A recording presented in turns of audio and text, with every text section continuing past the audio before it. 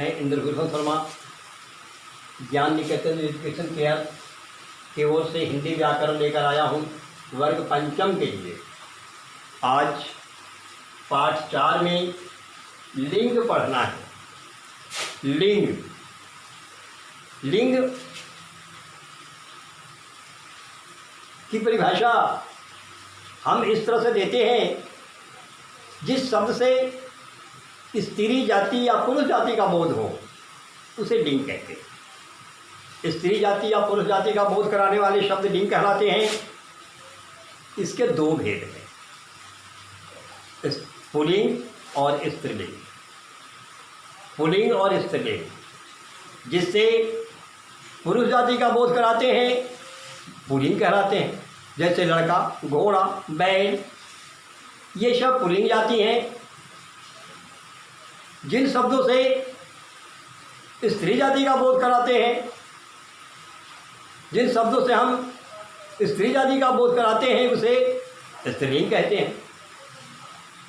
मतलब पुरुष जाति का बोध कराने वाले शब्द पुल्लिंग हैं और स्त्री जाति का बोध कराने वाले शब्द स्त्रीलिंग।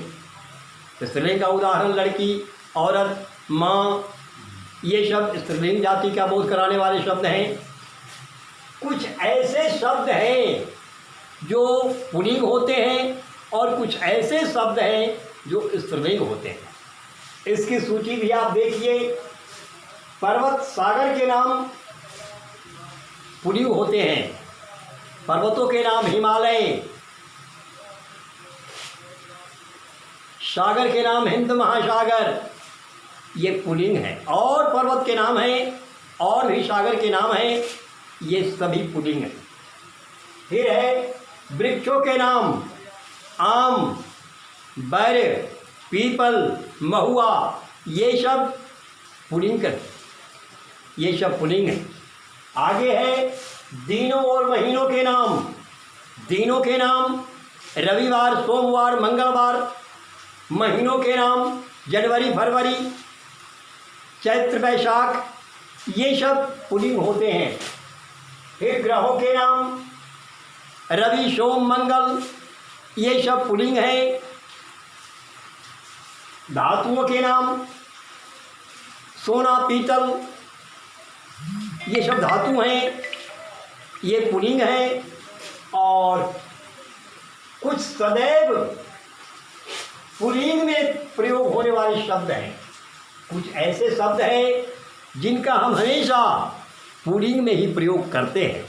वैसे शब्द हैं, आप देखिए, जिन शब्दों का प्रयोग किसी भी परिस्थिति में हम करेंगे तो पुल्लिंग में ही करेंगे। वैसे शब्द हैं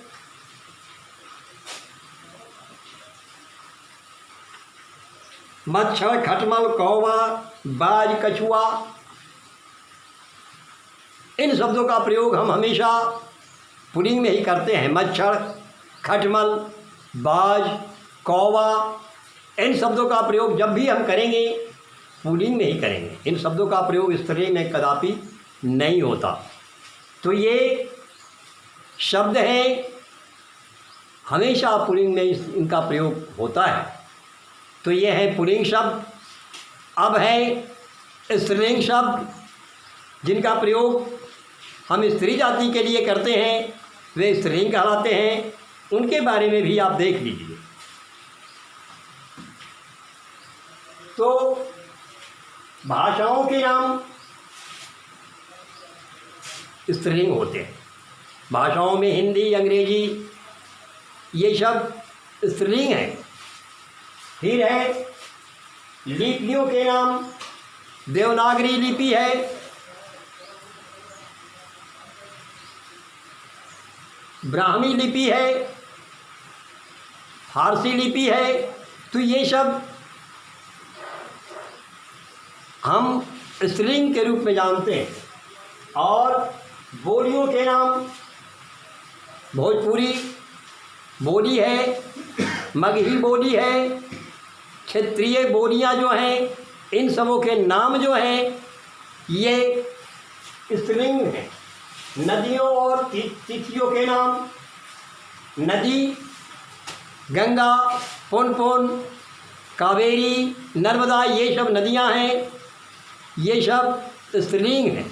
तिथियों के नाम प्रथमा, द्वितीया, तृतीया, चतुर्थी, ये सब स्त्रीलिंग हैं। और शरीर के अंग के नाम आँख, नाक, कान, ये सब स्त्रीलिंग। इसके अलावा कुछ ऐसे शब्द हैं जो हमेशा स्त्रीलिंग में प्रयोग होते हैं, जैसे मैना, मछली, मक्खी, कोयल, चील, ये सब शब्द हैं जिनका प्रयोग हमेशा स्त्रीलिंग में होता है। फिर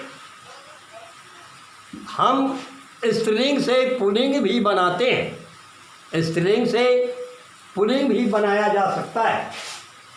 ऐसा होता है कि इनका पुल्लिंग रूप यह है, स्त्रीलिंग रूप क्या होगा। तो आप वैसे भी कुछ शब्द देख लें जिनका पुल्लिंग से स्त्रीलिंग रूप क्या होता है।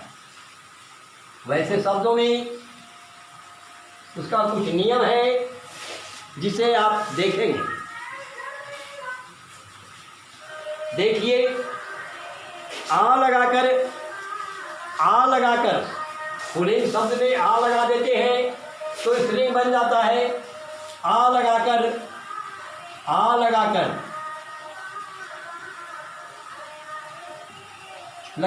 स्त्रीलिंग बनाते हैं। जैसे छात्र है, इसका छात्रा,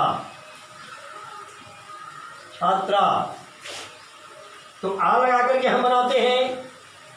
इसके और उदाहरण हैं वृद्ध, वृद्धा और सुत, सुता। फिर है दीर्घ ई लगा करके हम स्त्रीलिंग बनाते हैं। दीर्घ ई लगाकर नाना, नानी, दादा,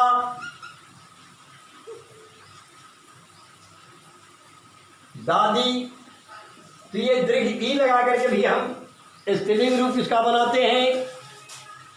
और हैं जो हम उनका स्त्री रूप आनी लगा करके भी हम बनाते हैं। आनी लगा करके, जैसे आनी लगा करके जोड़ते हैं, इससे भी हम स्त्रीलिंग रूप बनाते हैं। नौकर, नौकरानी,